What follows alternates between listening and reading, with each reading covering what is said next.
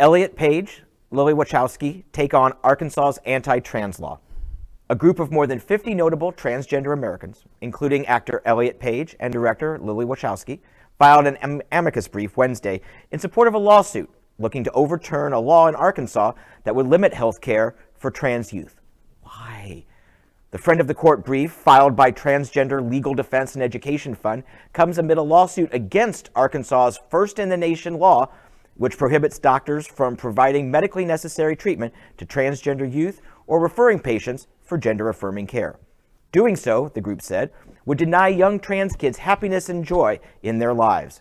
Page wrote about his experience after transitioning, saying, quote, "I couldn't believe the amount of energy I had, ideas, how my imagination flourished, because the constant discomfort and pain around that aspect of my body was gone." Wow. I mean, I can't believe we're telling this story, and I hate this. You know, think about it. It's youth, okay? We're not going to allow certain medical things for youth to get. I can't even wrap my head around this, like, completely. And Elliot Page, I am loving you, man, more and more. You know, I wasn't a big fan before, and I really kind of I expected him to not come to bat for us. I'm sorry that I felt that way. And he is totally putting himself out there, representing us to, like, the fullest degree. I'm super happy with him.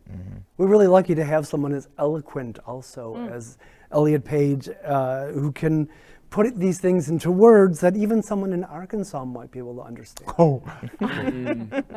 You know, I interviewed Elliot before he started transitioning, and always a great interview, very giving as an interview subject, but I can just tell a difference when he does press today versus when I interviewed him, you know, back like in the Inception days and the amazing performance in Juno. So yes, you are just happier when you can be yourself. This isn't a revelation, but I'm going to say it anyway. Wait, I want to make sure that I'm clear in terms of the point you just made. And the difference that you can tell, explain that to us.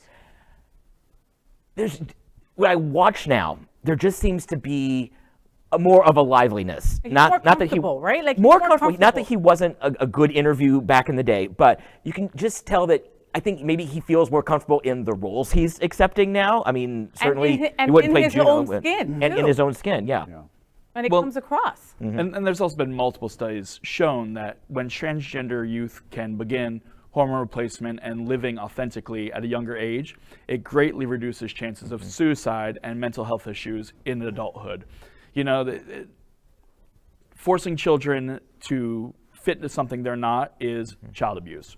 Whether it's the crazy parents who sometimes, you know, force a child. There's all the horror movies about the people who force a child to dress a certain way because they wanted a daughter to be born, but the person's not that way.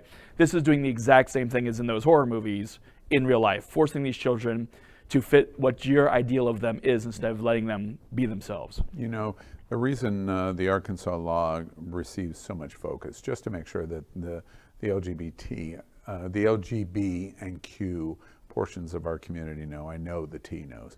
The reason Arkansas's law is so viciously bad and receives so much national attention, and like in this lawsuit, from national support, national celebrities in terms of filing suit against it, is this is not a reflection of not recognizing the trans community.